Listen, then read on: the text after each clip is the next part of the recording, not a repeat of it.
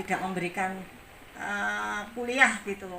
Cuman saya mohon maaf kalau nanti saya ngomongnya cepet gitu, tolong di stop Bu, jangan cepet-cepet soalnya biasanya itu kalau ngajar tuh kuliah itu waktunya sempit, banyak jadi wut gitu. Jadi saya ukur pelan dikit gitu ya.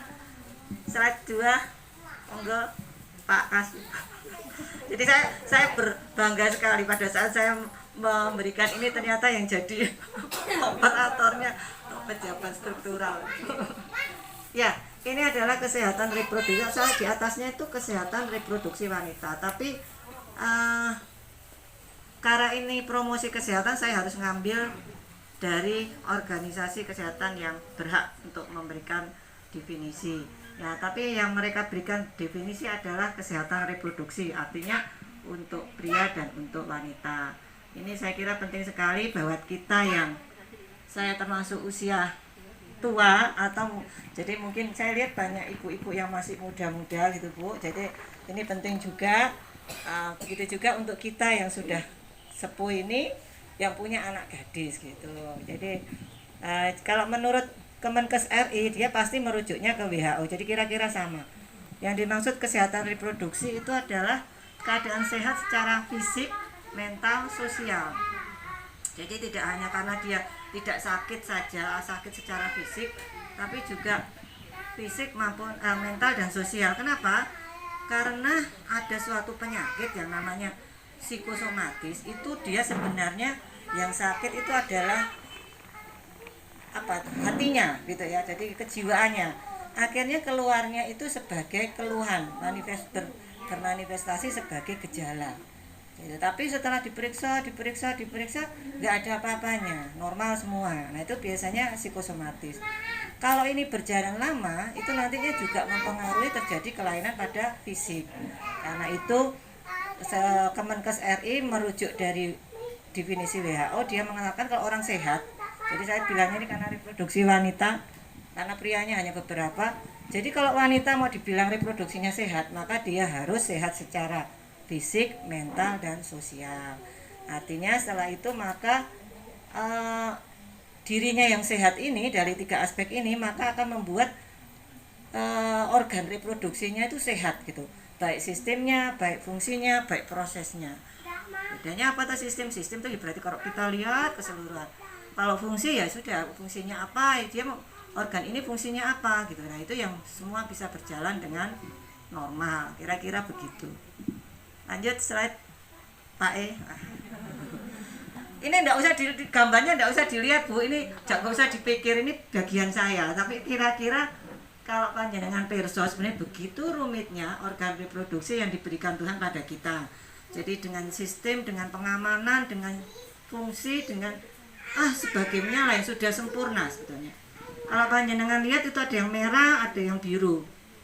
Itu adalah Tuhan itu sudah merencanakan bahwa kalau saya ngasih ini berarti dia harus dikasih makan. Nah itulah organ reproduksi kita sudah dikasih makan. Terus gimana caranya biar nggak gampang putus? Dikasihlah gandolan yang kuning itu. Nah gimana ya biar nggak gundal-gandul gitu kan, nanti lepas putus gitu, dikasihlah pengaman. Jadi Tuhan itu sudah menciptakan begitu sempurnanya. Nah kalau dilihat kok rumit banget ya? Iya rumit banget, padahal tujuannya cuma satu kan Bu. Kalau organ reproduksi ini tujuannya adalah untuk melakukan hubungan seksual kan gitu ya. Itu yang kalau maksudnya Tuhan tentu yang aman gitu ya. Kemudian untuk menghasilkan keturunan kan seperti itu. Tapi itu kan cuma itu saja sebenarnya. Tetapi sebenarnya sistemnya itu begitu rumit. Jadi kalau penjenengan lihat di bawah sendiri ada tulisannya vagina itu, vagina itu ternyata dalamnya itu seperti itu. Katanya di situ tuh namanya ruge itu jadi tidak mau seperti jalan tol tapi bergelombang. Makanya saya juga tidak memahami.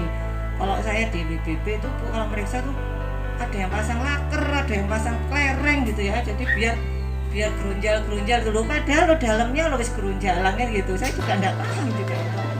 Nah gitu ya. Sudah dibuat begitu. Ada laki-lakinya ternyata. Ya, ini sudah dibuat seperti itu. Nah, ini semua ini tidak ada yang lebih penting, tidak ada yang kurang penting, semuanya penting, sama posisinya. Jadi vagina itu merupakan jalan. sebenarnya maksudnya bagus ya Bu, jadi dikasihlah itu, karena yang lewat situ kan besar gitu ya, jadi dikasihlah jalan besar. Tapi ternyata pada saat saya tidak tahu ya, pada saat setelah melahirkan mungkin 2, 3, 4, 5, 6 dan seterusnya kan sudah longgar Bu namanya itu ya, namanya itu. Terus dipotong lah, dijepit, itu namanya vaginoplasti. Jadi sebenarnya tujuannya bukan untuk kepuasan pria loh Bu, tujuannya adalah supaya terjadi hubungan harmonis antara suami dan istri. Itu ada ininya Bu, jadi tetap memang ada keterbatasan, kan mau kasih tahu bahwa oh semua itu ada keterbatasannya gitu. Nah ini yang bawah itu dikasih jalan, ini nanti jadi semua itu hidup itu kan ada positif negatif ya. Jadi longgar ini ada positifnya ya toh, jadi kalau sama yang lewat itu bisa, tapi ada negatifnya juga gitu, karena organ yang jalan yang longgar ini akan memberikan resiko infeksi besar juga gitu. Kecuali kalau organnya kecil gitu lebih sulit infeksi daripada kalau lebar. Karena itu pada wanita biasa keluhannya adalah kepukian. Nah itu salah satunya adalah ini, karena ini. Kemudian yang ujung itu, ini nggak sampai bawah ya Bu, kalau yang sampai bawah itu nanti ada bibir kecil dan bibir besar kan itu ya. Itu sebenarnya ada tujuannya supaya melindungi, mencegah tidak terlalu infeksinya terlalu banyak. Terus yang atas itu yang ada lingkupnya itu adalah serviks atau mulut rahim. Jadi di situ tuh maka kita akan berpikir, oh banyak kuat gitu kok bisa muat bayi segitu besarnya ya. Saya pernah dapat cerita itu, teman saya sekarang jadi gini, nah itu dia ngomong, saya dulu punya pikiran bahwa bayi sebenarnya di dalam perut kecil, begitu dia keluar kena udara membuai katanya. Gak masuk akal. Nah ini, nah jadi itu ada pintunya, tujuannya ada pintunya, itu juga ada maksudnya. Kemudian rahim, terus ada yang tangannya 2 begini, itu adalah saluran. Terus yang bulat nempel itu adalah kandung telur ya. Jadi wanita itu diberi keterbatasan Bu, tapi diberi ini juga. Jadi kita begitu kita lahir, semasa kita dalam kandungan tapi kita sudah jelas berjenis kelamin wanita, Tuhan itu akan memberikan telur. Jadi sejak awal tuh telurnya sudah dipastikan, oh jumlah telurmu segini. Jadi kira-kira kalau kita menstruasi umur 14 ya Bu ya, itu nanti akan berakhir telurnya itu kita sekitar umur 55-60, jadi menopause. Semakin kita awal maka semakin kita cepat menopausnya, karena jumlah telurnya sudah dihitung sekian gitu. Nah tiap bulan dikeluarkan satu ada 2, kalau nanti akhirnya jadi twins itu ya, jadi kembar. Nah ini kira-kira gambarannya seperti ini. Inilah yang disebut organ reproduksi wanita. Kalau kita ngomong yang dijaga di mana ya semua, karena semua ini punya hubungan, saling berhubungan gitu kira-kira. Lanjut Pak E. Nah, terus mengapa kok kita harus menjaga kesehatan organ reproduksi? Kira-kira kenapa Bu? Kira-kira kenapa? Monggo, barangkali ada yang punya pendapat, tidak ada yang salah. Apa Mbak? Kira-kira Mbak? Monggo, kira-kira untuk apa kita harus menjaga kesehatan reproduksi? Terhindar dari penyakit. Ye, Bu? Biar terhindar dari penyakit. Biar terhindar dari penyakit. Selain itu Bu? Sehat, bersih, terus? Apa kira-kira?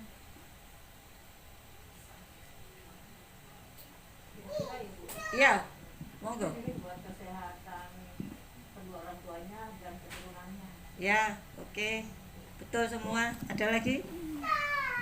Hubungan suami istri lebih harmonis. Oh, hubungan suami istri lebih harmonis. Lagi? Betul semua. Dapat 100 semua. Lanjut. Oh, no. Operator nggak boleh komplain. Operator hanya menjalankan saja. Jadi itu kira-kira seperti itu. Nah, saya lihat kemarin itu rupanya yang memberikan PPT ini maunya mengarah ke sini, Bu. Maunya mengarah ke sini karena ternyata CA serviks ini atau kanker mulut rahim ini merupakan pembunuh wanita nomor 1 gitu. Jadi padahal sebenarnya bisa kita cegah, sebenarnya bisa kita cegah. Jadi kenapa tuh kok bisa muncul kanker? Kanker itu sebetulnya adalah sel sehat. Sel sehat tapi dia menjadi banyak atau menjadi banyak itu berarti menjadi banyak itu kan berarti jumlahnya ya, atau bertambah besar. Jadi kalau kita ngomongnya kan CA ya karena ini, tapi sebenarnya orang ngomong itu tumor. Jadi kadang orang kasih tahu tumor terus tumor gitu kan. Tapi tumor itu sebenarnya ada dua, tumor jinak dan tumor ganas. Tapi untuk kalau bunyinya kanker atau CA itu berarti tumor ganas. Dari mana kita tahu? Karena dari pemeriksaan atau sebenarnya dari tanda-tandanya itu kita sudah bisa menduga ke arah sana. Kalau dikatakan tumor ganas itu pertama biasanya biasanya benar tumbuhnya cepat. Jadi kalau misalkan tumor tulang misalnya, dia pasti pertumbuhannya cepat. Gitu. Kemudian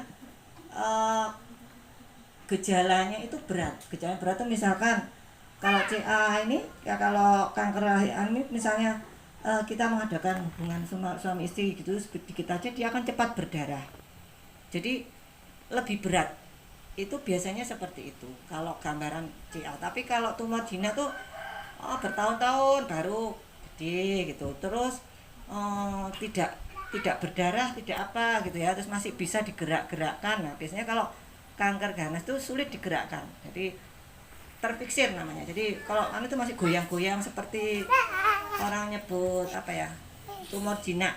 Lemak itu lipom itu bisa digerak-gerakkan. Nah, kalau kanker biasanya sulit. Kenapa? Karena dia sudah mengakar.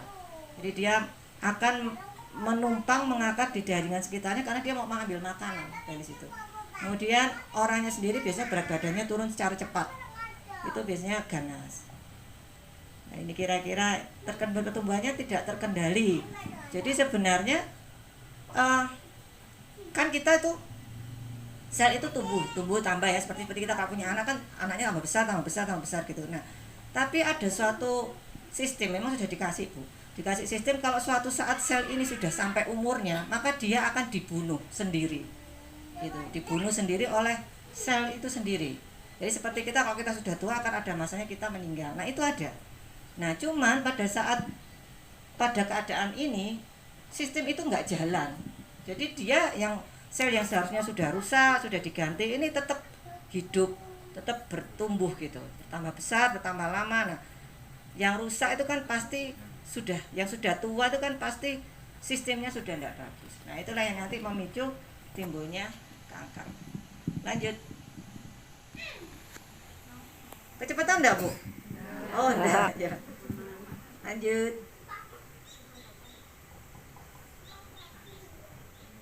Nah, kalau lihat gambar ini, Bu, kira-kira penyebabnya kanker mulut rahim apa? Rokok, terus cium-ciuman, jadi nggak boleh berciuman ya. Oh, jadi itu cium-ciuman, berarti maksudnya apa, Bu? Nggak boleh berarti ciuman ya, gitu. Hah? Kurang kebersihan. Yang mana, Bu, yang kurang kebersihan?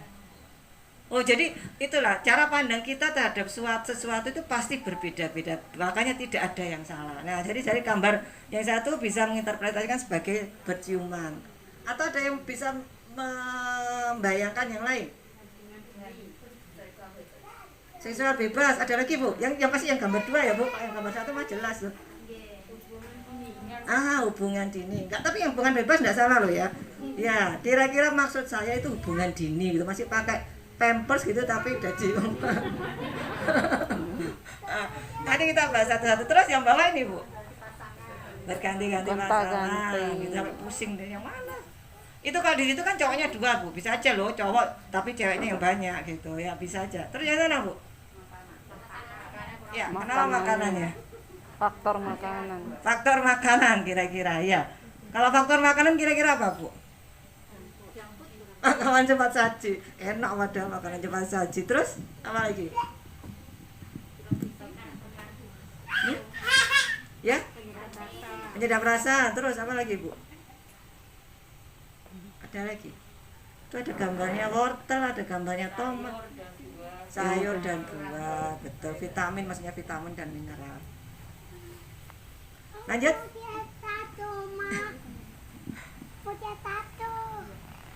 Sini Mbak apa sini? Nah ini faktor predisposisi. Maksudnya predisposisi itu maksudnya suatu keadaan yang bisa memicu munculnya kanker mulut rahim. Yang pertama itu adalah virus, suatu virus yang namanya human papilloma. Ini memang sebagian besar disebabkan oleh ini, tapi bukan berarti orang yang terinfeksi gak apa-apa, sudah gak apa-apa, biarin aja. Nah ngomongnya ada mama wanita, gak apa-apa ya deh. Dia pegang aja gak apa nak. Jadi kalau human papilloma itu memang penyebab terbanyak, tapi bukan berarti kalau kita kena itu kita pasti kena kanker, bukan juga. Terus kapan kita kena HPV? Taunya nggak tahu juga, karena bisa saja saat ini kita menderita tapi tidak sakit karena masih bisa dilawan oleh tubuh kita. Terus nanti kalau bisa dilawan oleh tubuh kita, ya kita sembuh sendiri. Karena namanya virus itu sebenarnya bisa sembuh sendiri kalau daya tahan tubuh kita bagus gitu. Nah kira-kira gambarannya kayak apa? Kayak jengger ayam itu, penyakit jengger ayam itu sebenarnya karena papilloma, cuman letaknya di alat kelamin gitu. Nah kemudian yang kedua adalah merokok. Jadi kalau merokok ini bukan berarti perempuan saja yang merokok, tapi juga bila suaminya atau ada orang di rumah itu ada yang merokok, maka itu bisa mempengaruhi. Karena kan masih berarti kita kan masuk perokok pasif gitu ya. Jadi kita menyerap asapnya gitu ya. Kemudian kurangnya asupan vitamin C, vitamin E, asam folat. Ini vitamin ini adalah vitamin yang memperkuat memperkuat sel. Nah, makanya bagus gitu. Kemudian melakukan hubungan seks berisiko. Apa yang dimaksud hubungan seks berisiko kira-kira, Bu?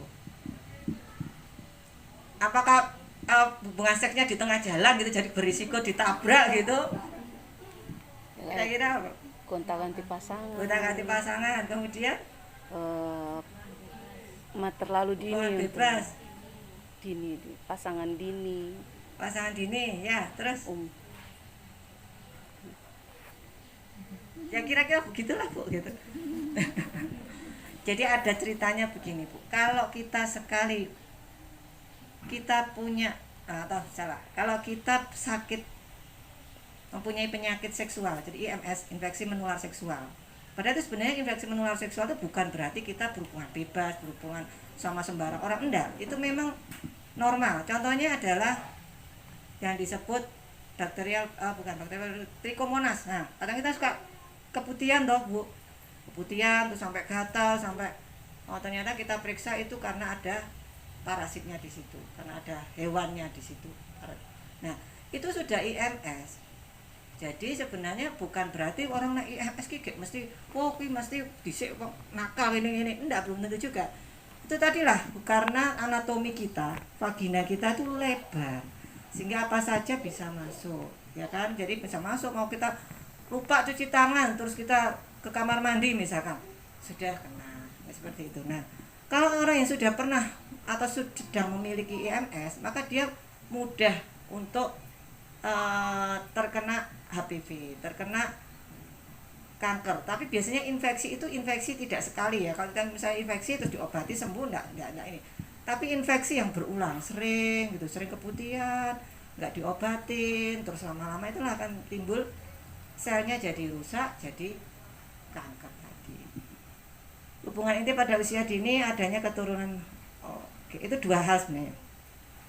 Melakukan hubungan intim pada usia dini. Jadi dianggap kalau undang-undang perkawinan itu kan 18 tahun saya kira perempuannya. Nah, kalau kurang dari 18 tahun itu maka akan memicu 2 kali terjadinya kemungkinan CA cervix. Kenapa? Karena organnya belum siap. Kalaupun misalnya dia nggak sampai hamil, cervixnya itu mulut rahimnya itu belum siap, masih lunak. Nah pada saat terus kan kalau hubungan seks itu kan berarti trauma, misalnya gesekan kan itu. Nah itu akan menggesek sel-sel yang masih muda, akhirnya dia berkembang banyak. Nah, itu sarannya dianggap setelah 19 tahun semua organ termasuk mulut rahim itu sudah siap untuk menerima trauma tadi. Terus keturunan kanker ya.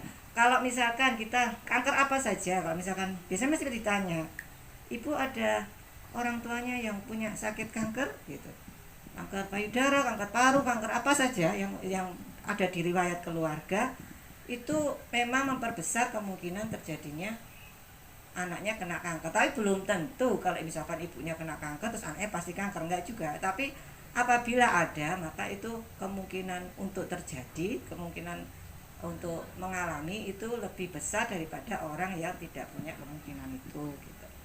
Penggunaan pil KB jangka waktu sangat lama. Ada yang pakai pil KB, Bu? Siapa yang pakai pil?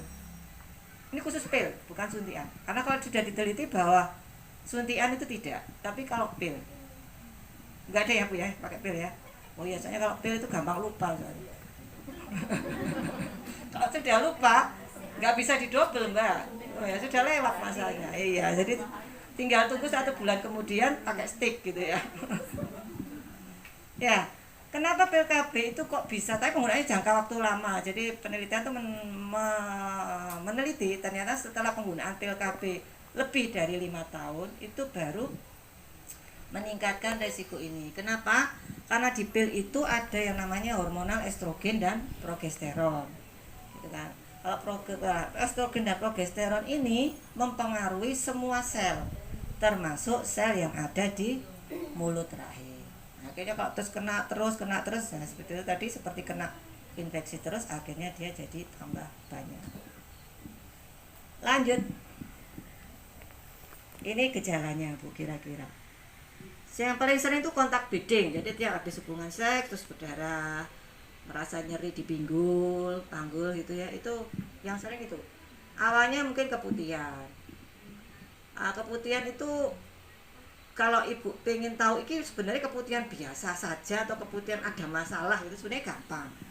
Kalau itu munculnya, pertama dari munculnya ya, Bu ya, kalau munculnya itu pas stres, pas mau mens, pas selesai mens, pas sakit, itu biasanya normal. Tapi kalau sepanjang waktu nggak ada apa-apa, keputihan terus, nah kita harus waspada. Yang kedua, yang normal itu bening, terutama satu lagi masa subur. Jadi itu keputihan itu bisa untuk mendeteksi masa subur kita. Kalau misalkan keputihan itu kita tarik gitu, molot terus bening, nah itu normal. Jadi kalau misalkan sudah berwarna keruh, kuning, amis, Hijau. hijau, betul, hijau itu tipe panas, Bu. Ya itu berarti sudah tidak normal. Lanjut.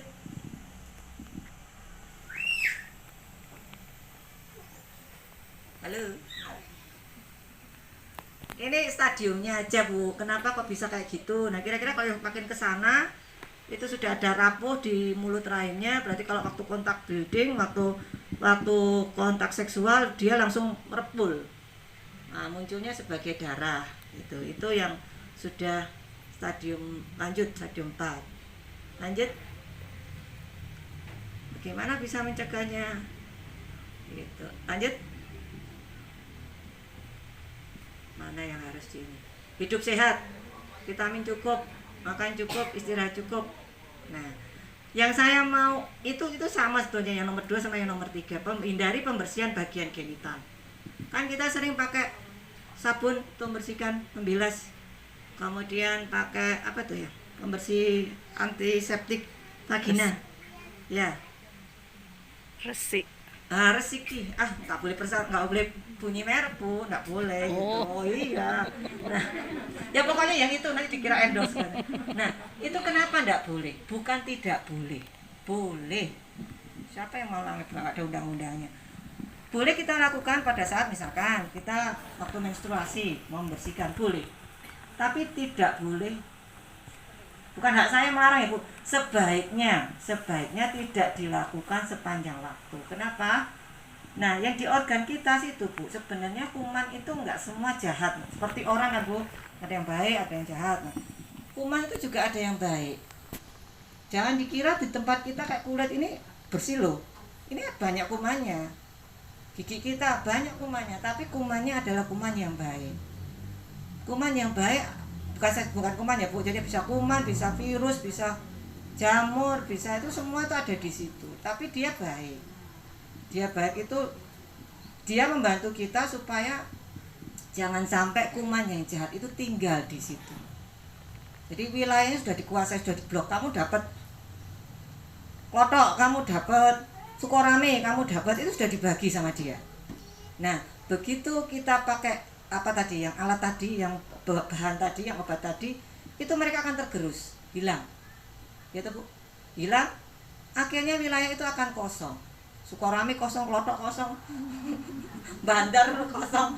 Nah, pada saat itu kosong, kuman yang jahat itu akan menempati di situ. Pada saat itulah terjadi penyakit. Jadi kalau mau pakai monggo enggak apa-apa, memang sebaiknya kita pakai. Mau pakai sabun juga monggo, tapi jangan terus-terusan di daerah wilayah itu, karena biar memberi kesempatan kuman yang baik itu untuk hidup. Begitu. Terus kalau di hotel itu alat mandinya itu kan slot gitu ya. Oh, terus biar mantap dipasang pol, suat gitu. Tapi ketawa berarti menang alami. Pasang seruat ya. Pada saat kita masang jerat ini benar, ini benar sudah ini, jadi vaginal duska apa itu namanya, itu akan mendorong kuman yang baik ini untuk pergi. Nah, kuman yang sudah untuk di situ, waduh kesempatanku ini ada wilayah kosong, dia invasi. Itu maksudnya, makanya nomor 2, nomor 3 itu menurut saya paling penting. Gitu. Karena itu yang sering terjadi pada kita, pada perempuan. Gitu. Kemudian hindari merokok, ya sudah. Oh, yang merokok dia kok saya nggak boleh kan? Maksudnya kok saya yang kena ini? Karena baik kita sebagai perokok aktif maupun perokok pasif, itu di rokok itu ada 7.000 zat. 7-nya itu adalah karsinogenik. 7 diantaranya itu menyebabkan kanker. Loh kok bisa yang merokok sini kok yang kanker kok yang bawah kan gitu. Ya. Pada saat kita merokok, zat itu akan terhirup masuk ke paru-paru. Di paru-paru itu banyak sekali pembuluh darah yang kecil-kecil itu, yang kecil banget. Nah, dia nyedot. Begitu pembuluh darah ini begitu saat ini masuk ke dalam darah, masuk ke pembuluh darah, kan dari sini sampai ujung kaki itu kan isinya pembuluh darah semua. Nah, dia akan menyebar di seluruh tubuh kita, termasuk di organ serviks. Jadi terserah dia mau sukanya yang mana, yang mau jadi kanker nih, mau di paru-paru iya, mau di tulang iya, mau monggo. Tapi karena ini kita lagi membahas ini, begitulah kira-kira ceritanya kenapa rokok itu bisa menyebabkan CA serviks. Edukasi tunda perhubungan intim saat usia dini ya. Be faithful ya, pas satu pasangan aja gitu. Pap smear. Sebenarnya kalau ini pencegahan ya, kita ngomong pencegahan Ibu, ada 2 cara. Kalau mungkin pernah dengar di puskesmas biasanya pakai IVA sekarang. IVA itu dalamnya apa? Pokoknya belakangnya itu asam salisilat tuh. Yang satu lagi adalah pap smear. Nah, sekarang saya tidak mempengaruhi keputusan itu ada di Ibu, monggo dipilih yang mana. Jadi keuntungannya hanya cerita saja supaya dapat bayangan. Jadi kalau IVA itu memang cepat, hitungan menit ya. Jadi kita begitu diperiksa langsung keluar hasilnya. Kalau di puskesmas memang gitu, biar dia cepat mengambil keputusan. Kedua, harganya tidak mahal kalau IVA. Jadi itu di spekulum dibuka gitu kan Bu, terus ditetesi. Nah, terus nanti kalau ada perubahan warna dari mulut rahim berwarna putih apa itu, baru dia ngomong oh ini ada kelainan. Pada akhirnya nanti tetap disarankan untuk pap smear. Pap smear itu mahal, betul. Caranya lama, ribet, hasilnya juga keluarnya lama. Tetapi akurasinya tinggi. Karena dia mengambil langsung di tempatnya, dilihat di bawah mikroskop. Jadi benar tahu yang selnya itu yang apa kelainan selnya. Kalau IVA itu cuman masih bisa, kalau warnanya putih masih bisa aja kanker, bisa aja infeksi, bisa aja. Jadi masih kemungkinannya masih luas. Kalau IVA itu memang untuk screening. Kalau tidak ada perubahan warna berarti sehat. Kalau ada perubahan warna lanjut pap smear. Nah, Kalau pap smear itu enggak perlu tiap tahun Bu, enggak perlu tiap bulan, karena namanya pertumbuhan itu kan butuh waktu, cukup 2 tahun sekali. Monggo 1 tahun sekali, monggo. Jadi itu adalah untuk mengetahui ini. Melakukan vaksinasi HPV. Orang kenalnya itu vaksinasi CA cervix katanya. Vaksinasi kanker mulut rahim. Itu memang 90% memberikan perlindungan tidak hanya pada kanker serviks, tapi kanker apa saja. Jadi memang kalau harganya memang lumayan Bu. Dulu saya masih itu tuh masih 1,5-an, 2 kali injeksi ya, 2 kali injeksi selang 6 sampai 1 tahun. Tapi kalau dilihat manfaatnya tentu nilai segitu enggak terlalu ini ya. Jadi tapi adanya di rumah sakit. Nah, itu membantu sekali. Tapi sebenarnya disarankan justru untuk anak, mereka yang belum melakukan seksual aktif, jadi usia 14 tahun ke bawah. Kalau kita sudah terlanjur, ya enggak apa-apa sih, sebetulnya enggak ada salahnya, cuma yang masih muda-muda enggak ada salahnya. Tapi yang program pemerintah yang disarankan ada 14 tahun ke bawah sebelum mereka memulai seks aktif. Segera periksa bila menyumpai kelainan. Ya, lanjut. Sudah habis kayaknya. Ya, terima kasih. Monggo kalau ada yang mau ditanyakan, mungkin saya juga dapat ilmu. Oh iya ya, pastinya gini ya gitu. Bu dokter, Ya, ya Mbak. Mas, Jangan sulit-sulit Mbak nanyanya Mbak. dia dapat dari pesan saya. Itu Mas Bu dokter nanya masa aktifnya vaksin itu tadi berapa lama? Booster maksudnya, tanya boosternya. Itu yang tadi HPV. Setahu saya sampai sekarang nggak ada boosternya Mbak. Maksudnya nggak ada booster itu nggak perlu diulang. Itu kalau kita ya kalau kita ya cukup sekali. Kalau kita kan kita udah pernah udah dipakai kan gitu. Nah kalau anak mungkin ada boosternya. Biasanya kalau vaksin itu 5-10 tahun sih. Ya, jadi nanti mungkin pada saat dia akan menikah mungkin akan di booster lagi. Booster aja. Kalau booster biasanya kan sekali. Ini awal maksudnya. Kayak COVID tuh Mbak. COVID itu kan 2 kali. Nanti booster kira-kira tahun depan kan gitu. Booster itu kan hanya untuk menjaga jumlah. Booster itu sebenarnya untuk mengingatkan lagi. Kan kalau pertama disuntik itu kan kita dikasih tubuh kita dikasih ingatan. Kamu udah kenal ini loh gitu. Nah nanti tahun depan kalau kita booster itu cuma mengingat apa? Ayo bangun, udah mau habis. Jadi cukup sekali ya, bukan saya dulu sudah pernah gitu, tapi bertahun-tahun yang lalu itu sudah cukup. Belum ada booster untuk yang sudah usia. Tapi kalau yang anak 14 tahun mungkin boosternya 5 atau 10 tahun. Jawaban pastinya nanti menyusul ya Mbak, saya WA. Ada lagi monggo.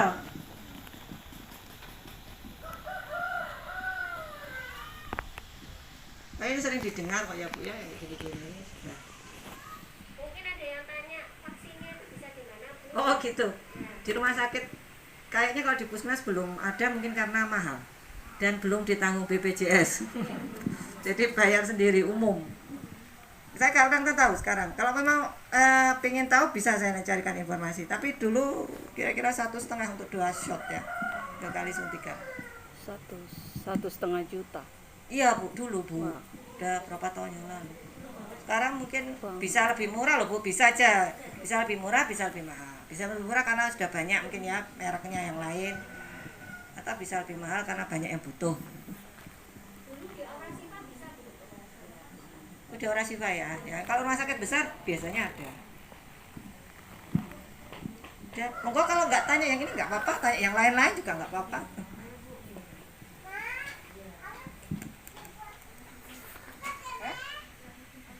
Tanya saya apa? Sudah tahu semua. Sampun? Ya? Oke, monggo. Misal usia segini baru divaksin itu seberapa besar Efektivitasnya. Kalau secara idealis ya Bu ya, secara idealis kalau saya nih, kalau kalian idealis, mestinya pap smear dulu. Dari pap smear itu kita akan tahu kira-kira masih normal nggak kan gitu kasarannya. Nah, kalau masih normal injeksi Bu. Gitu. Saya nggak tahu sekarang pap smear harganya berapa. Kalau yang 2 tahun lalu nggak, kalau pakai program ya Bu, pakai paketan itu lebih murah. Sebaiknya pap smear dulu untuk memastikan bahwa masih intak, masih bagus. Nah, itu akan efektivitasnya mungkin bisa hampir seperti anak yang belum melakukan aktivitas seks gitu kan. Jadi belum ada trauma. Tapi saya kira mungkin masih 70-80% Bu, kalau masih normal. Nah, kalau biasanya kalau dari pap smear itu kan biasanya ada macam-macam Bu. Istilahnya displasia gitu. Mungkin displasia itu karena infeksi. Nah, kalau displasia biasanya tunggu dulu, diobati dulu, nah baru nanti bisa dievaluasi. Idealnya seperti itu. Tapi tidak ada larangan orang untuk melakukan vaksinasi, monggo saja, itu pilihan mereka gitu.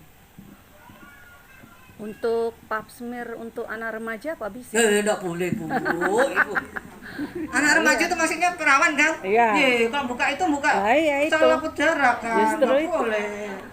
Robek nanti ditanya robeknya kenapa, karena spekulum gitu. Dokternya dituntut, ayo budal di kantor polisi ngono. Nggak boleh Bu. Kalau pemeriksaan selaput darah itu mereka nggak dibuka di vaginanya loh ya, mereka dibuka lewat dubur.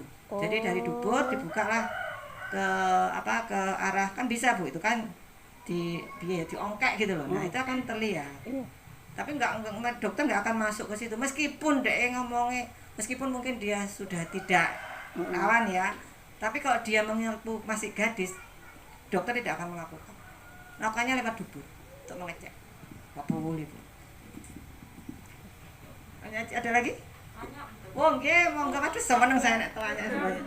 Menopause, apakah ada kemungkinan tidak bisa kena kanker mulut rahim itu untuk yang sudah menopause, misalnya semasa pada waktu dia masih produksi, masih aktif, ya tidak dinyatakan tidak kena kanker rahim, dan kalau sudah memasuki masa menopause itu apakah juga tidak bisa kena kanker mulut rahim? Saya jawabnya teoritis ya Bu ya, secara teoritis. Jadi gini, tapi sudah dipastikan sebelum menopause, sebelum menopause ibu ini sudah tidak ada kemungkinan kena CA-cervix gitu ya Bu ya. Nah, CA-cervix itu kita ke depannya ya. Secara teoritis penyebab, kalau kita lihat dari pemakaian hormonal itu kan karena dia estrogen dan progesteronnya masih ada. Yang pemakaian KB tadi loh Bu, akhirnya merangsang itu. Kalau menopause mestinya, kalau dari teoritis itu mestinya enggak. Ya kan kalau orang menopause kan estrogennya sudah habis, progesteronnya sudah habis. Makanya sering linu-linu gitu kan Bu. Sering linu-linu terus apa tuh Bu? Kalau berhubungan seks sakit misalkan gitu. Itu kan karena progesteron dan estrogennya itu sudah habis. Mestinya kalau dengan teori itu harusnya tidak. Harusnya tidak. Tapi harus dipikirkan bahwa penyebab CA-cervix itu kan bukan hanya karena hormonal. Bisa saja karena trauma, misalkan kena infeksi terus, ya sering keputihan terus. Nah itu tetap bisa ada kemungkinan. Tapi kalau kita lihat dari segi hormonalnya, mestinya tidak. Ngaten, inggih. Wonten malih. Nanti jangan dibenturkan sama ini loh Bu. Oh berarti kalau gitu nggak boleh pakai pil KB. Waduh, saya tukaran sama palu bedanya. Ya ini berdasarkan penelitian sudah banyak dan dilakukan orang Indonesia juga. Jadi kalau orang menopause itu bagaimana cara hubungan seksnya, kan kalau laki-laki kan mesti Kira-kira kalau kulitnya keren dikasih apa Bu? Ibu hand kalau body. kulitnya keren. Hand body.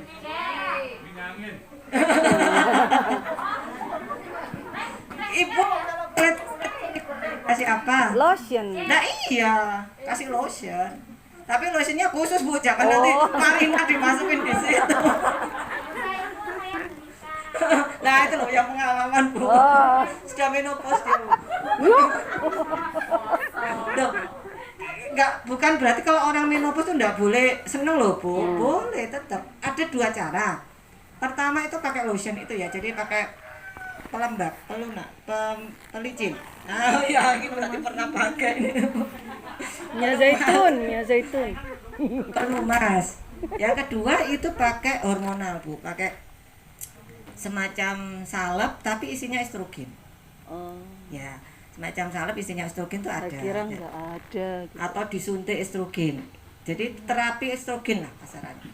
Itu jadi kalau orang masih menopause, jadi ibu yang masih muda berbahagialah gitu. Kulitnya masih kenyal kan gitu Bu, masih kemerahan gitu kan. Hah? Belum ada keriput. Nah, itu kalau orang sih sudah mau turun estrogennya sudah mulai muncul. Itu memang itu efeknya. Jadi keriput, kering gitu, ras gitu. Jadi muka rasanya pewanas terus padahal nggak kena apa-apa. Itu memang gambaran orang menopause. Ya, Bu, ya kan bukunya ya. Ya. Calon-calon menopause. Nonton balik. Tanya aja Bu, senang saya ditanyain. Kalau saya nggak ngerti saya cari nanti. Apa ya? Apa? Saya tanya. Oh nanti aja. Pribadi berarti. Bayar kalau pribadi karena konsul pribadi bayar. Oh, Sambut. Ada lagi? 1, 2, sudah cukup Bu.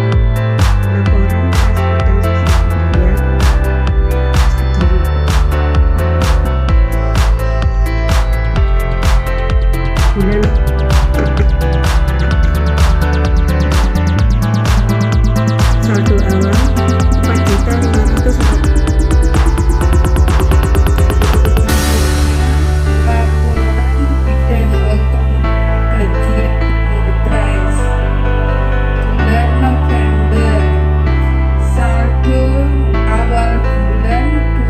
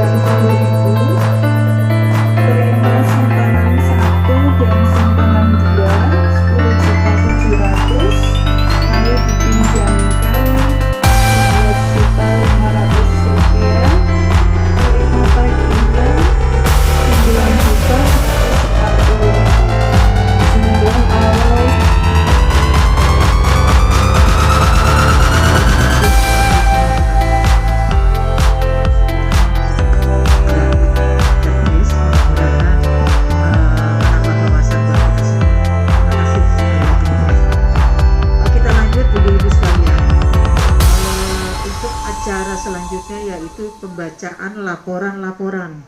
Untuk dipersiapkan, yang pertama yaitu laporan dari sekretaris, kedua bidang bendahara, ketiga bidang ekonomi, keempat bidang pendidikan, kelima bidang budaya. Kepada yang bertugas disilakan.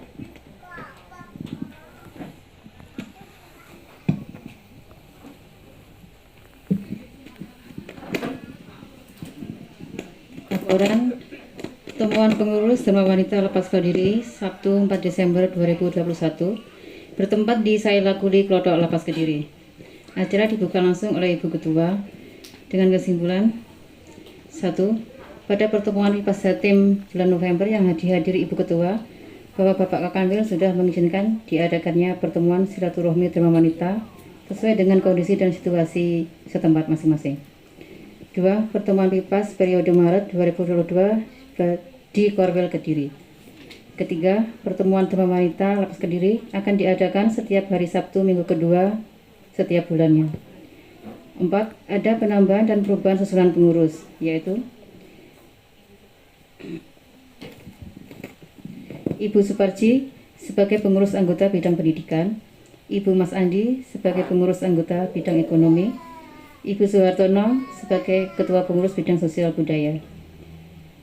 5. Pada setiap pertemuan Dharma Wanita selanjutnya diharapkan ibu-ibu pengurus bisa menjadi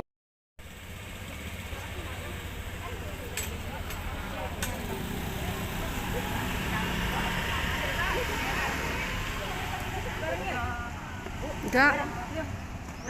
Orang nunggu, aku menunggu setia. Aku setia menunggu. Lah iku wonge. Kae wong wis teko. duluan ya. Matur suwun ya. Hati-hati, Bu. Oh.